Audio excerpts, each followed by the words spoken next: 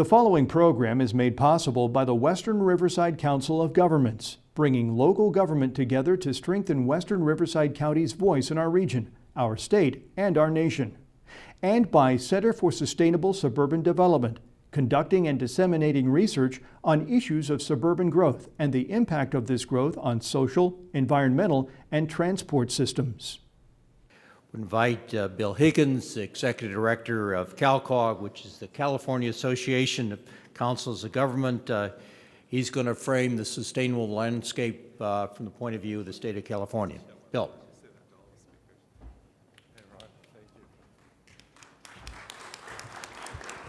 Good morning.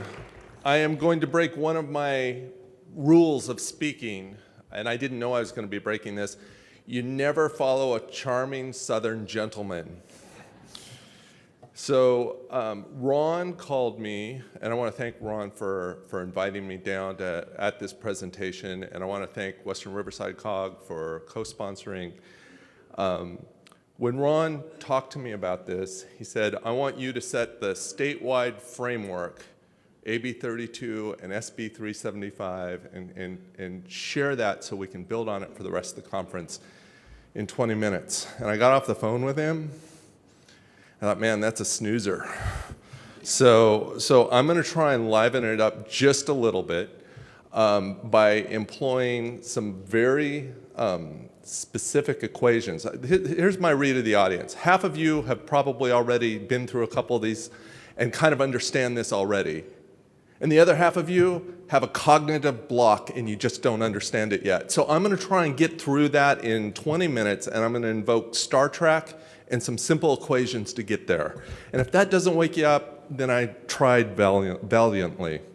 So first, let me talk about AB 32, and let me boil it down to two simple equations. This is my AB 32 really quick. If those of you know, AB 32 is our greenhouse gas reduction law. And in 2006, the Assembly said this, and here's my equation. You can write it down. AB 32 is this: 2020 equals 1990. What I mean by that? The amount of greenhouse gas we do emit in 2020 has to equal what we did in 1990. Now, there's a lot of modeling that they've done to kind of figure that out. They had to estimate what we did in 1990. They had to project what we'd do if we didn't do anything in 2020 and find the difference. And then they had to develop a plan, which gets me to my second equation. The legislature didn't dictate how to do this.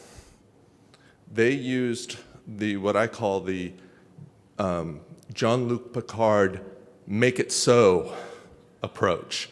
So my second equation is ARB equals Commander Riker. All right, because what did Jean-Luc Picard always do? He's like, gave an order and he said, make it so. Well, and that's what the legislature did. They set a goal and they turned to the Air Resources Board and they said, make it so. And that's a pretty awesome delegation of regulatory authority to an agency, but that's what happened. And now we have the Air Resources Board that's looking at how to reduce greenhouse gases from all these different sectors of the economy, or it's everything from dairy digesters to home efficiency to how we travel. So that's what the ARB has gone about doing, and we're on track to meet the goals that in 2020 we will emit the same amount of greenhouse gas as we did in 1990. Now, we can't stop there because we have to go boldly where no state has gone before. I'm just going to keep them coming until you start reacting. And the long-term look, because of what the science says on this, is by 2050, we have to reduce our greenhouse gas emissions a further 80% beyond what we do in 2020.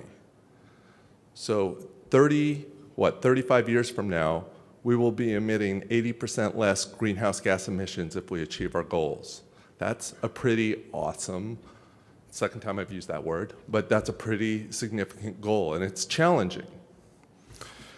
But as the Air Board says, a lot of people in the 1970s may not have thought we would be breathing cleaner air in Southern California as we are now, given what the air quality was back then.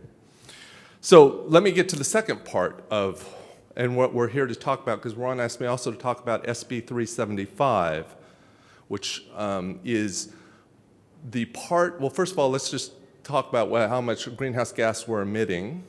40% of the, or when they adopted, 38% of the greenhouse gases came from the transportation sector. 31%, or most of that, was from cars and light trucks, okay? So ARB took a look at this as how we're driving our cars and say, how do we reduce greenhouse gas emissions from that? And they picked four main strategies to deal with that. Number one was to increase our fleet efficiency, right? If we increase the number of miles per gallon that our cars are achieving, we burn less fuel, less greenhouse gas. The second thing they did is they introduced a low carbon fuel standard. If you put less carbon into the fuel you're burning, you burn less greenhouse gas. The third thing, one everybody forgets, there's a tire inflation education program. How many people drove here this morning in underinflated tires? Somebody raised their hand. Okay, you are a problem, sir. That actually, it makes a big difference. And then the final thing that they did was they said they're looking at how much we drive per household. How can we change our driving habits? And the relationship between our transportation system and our land use system. How can we look at that? And that's where, going back to the Commander Riker analogy in ARB, 375 adopted a new legislation that says, hey, Commander Riker, set a target for each region so that they have to meet that reduction from how people drive in their communities. And that's what SB 375 is it sets a target for each regional transportation planning agency to reduce, or I should say metropolitan planning organization. I'm in Southern California in the land of CTCs and MPOs, but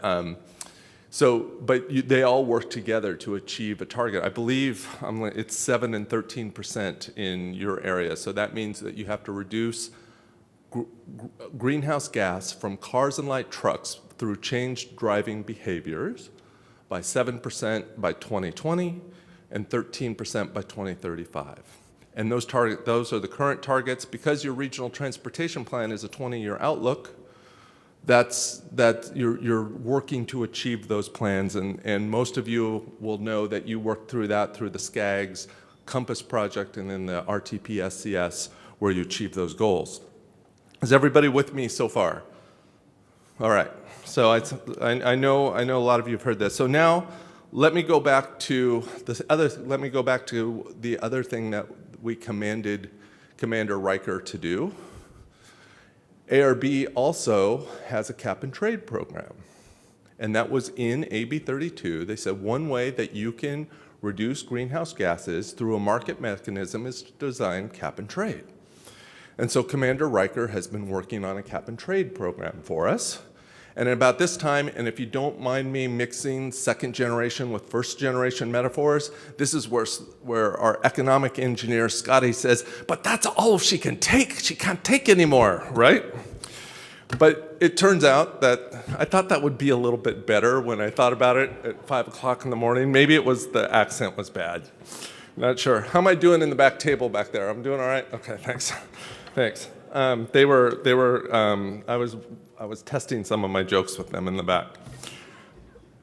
They warned me against it. So what we had in cap and trade actually is we have a lot of money starting to be generated through the auctions. In the state budget this year, we have estimated that this year cap and trade will generate $1 billion worth of revenue. In reality, I think you heard it here that they will actually yield closer to $2 billion this year in auctions. And so far, the state has set a regulatory framework that says 20% of that money will go to that housing transportation mix, housing close to transit, transit close to housing. We'll fund projects like that, 20%. So this next upcoming year, We'll have $200 million in statewide grants to do that. And if we get $2 billion, that will be $400 million to be spent around the state in those types of projects. There's another 15% of that money, or $150 million if there's in the budget, for transit-related. That's bus rapid transit and interregional rail, and some for what they call low-carbon transit for buses around the state. There's also 25% of the money goes to that really fast train that everybody talks about. I'm not going to talk one way about it, other that's there. And then there's 40% that is up to the legislature every year to decide. And so far, the legislature's been leaning a lot towards clean cars. In other words, accelerating the electric vehicles into the fleet. This is kind of important for you because this is an area where the region can compete. When you're taking a look at all those slides that in the previous presentation, a lot of those metrics, walkability, proximity to transit, greening, are factors in the Affordable Housing Sustainable Community Grant Program competitive process. You get ranked on all that for the projects to come up. So that's a performance measure for this region to kind of think about. And all regions are starting to think about how can I compete well in that process. And they're taking a look at those guidelines. The other thing that happened as part of the Commander Riker order is Jean-Luc Picard, in this case, also gave ARB a new order. Not only did he say, make it so, but he said, make it so in a way that's fair to disadvantaged communities. And he said, by that we have a standard, and there's a long process for identifying disadvantaged communities. You can probably guess where they are in this area. But there's factors based on environmental factors and economic and wealth factors to identify those. And that's a whole other process that would probably take me another 20 minutes to explain. So let me smooth over that, and then I'll be around afterwards if you have questions about it. So one of the things that the state has done for your framework is you have to think about smart growth and for these grant funds, but you also have to think about fairly distributing your grant application so that you're benefiting all aspects of your community. That's one of the feeling or the important priorities for the state. That is a really quick overview of the framework.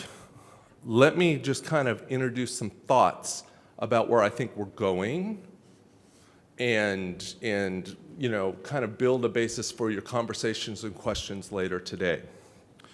First of all, we've been talking a lot about performance, or I'm gonna just share with it performance, and that is a way that the state is moving. The state just doesn't want to take our words that something is changing. They want to set a standard and get us all to go there. If you think about that, that's what AB 32 was. It's a large goal. We're all working to get there. In a way, SB 375 was the ultimate performance metric because it said, region, meet this goal, meet this target, plan to meet this target. I don't care how you get there, just meet it. That's leaving the discretion to the region and the local officials of that region to figure out how to get there in a way that best meets the needs for their region.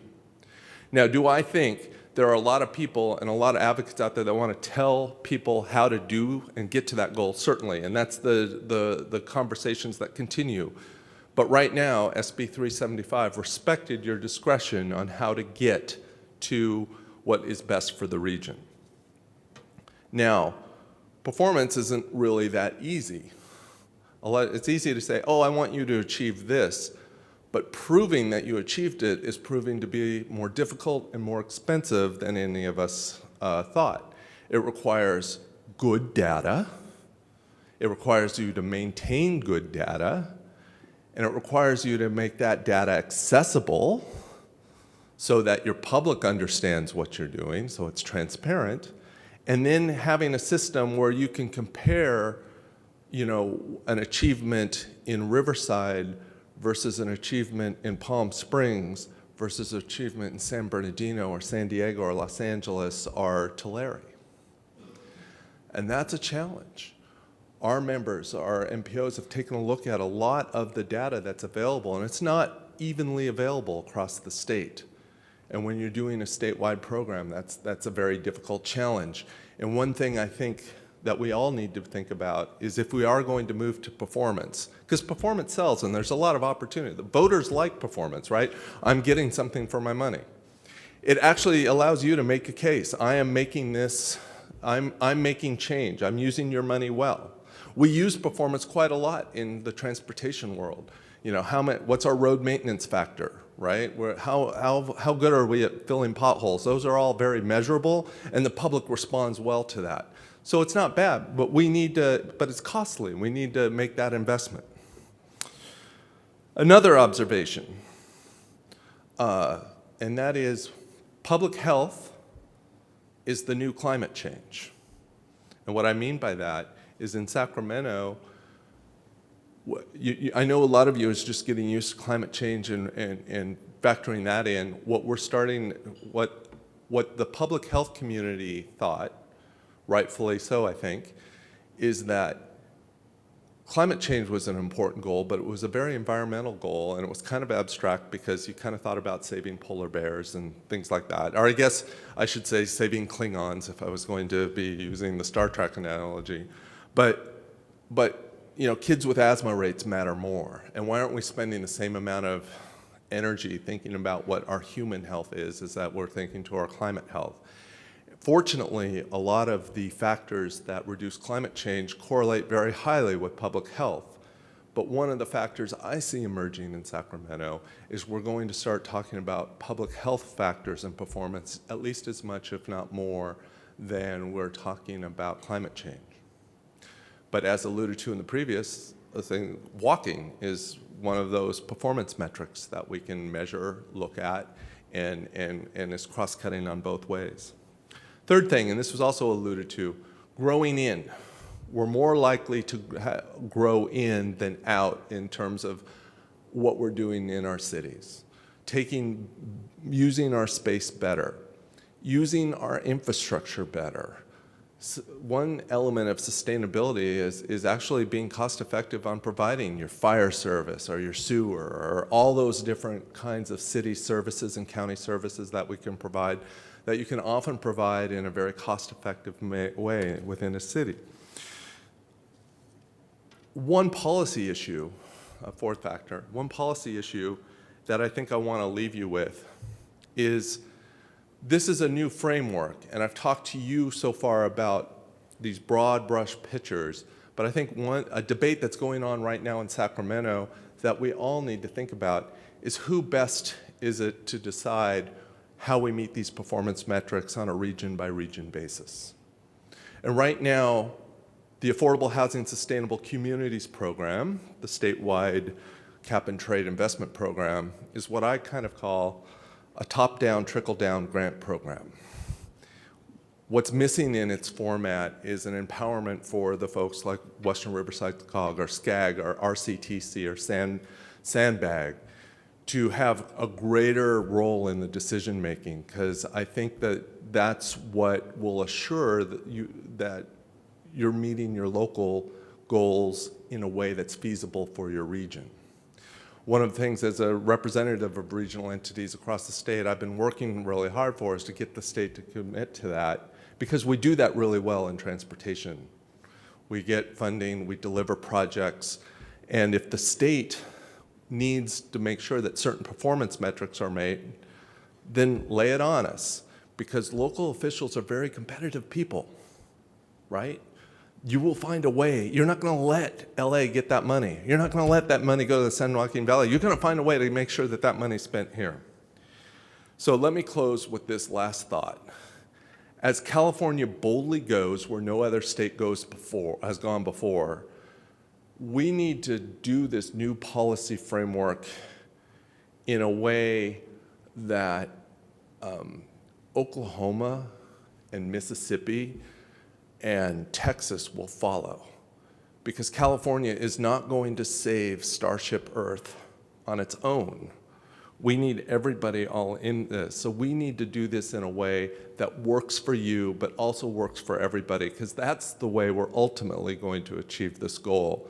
And what that requires is more conferences like this and more audiences like this engaging and in figuring out what works on their own communities, because this is, you've heard, I'll close with, you've heard, it was Tip O'Neill that said, think globally, act locally. That is very true with this whole program. So engage locally, and let's build something that works, and go boldly where no man has gone before. Our person. This program has been made possible by the Western Riverside Council of Governments, bringing local government together to strengthen Western Riverside County's voice in our region, our state, and our nation. And by the Center for Sustainable Suburban Development, conducting and disseminating research on issues of suburban growth and the impact of this growth on social, environmental, and transport systems.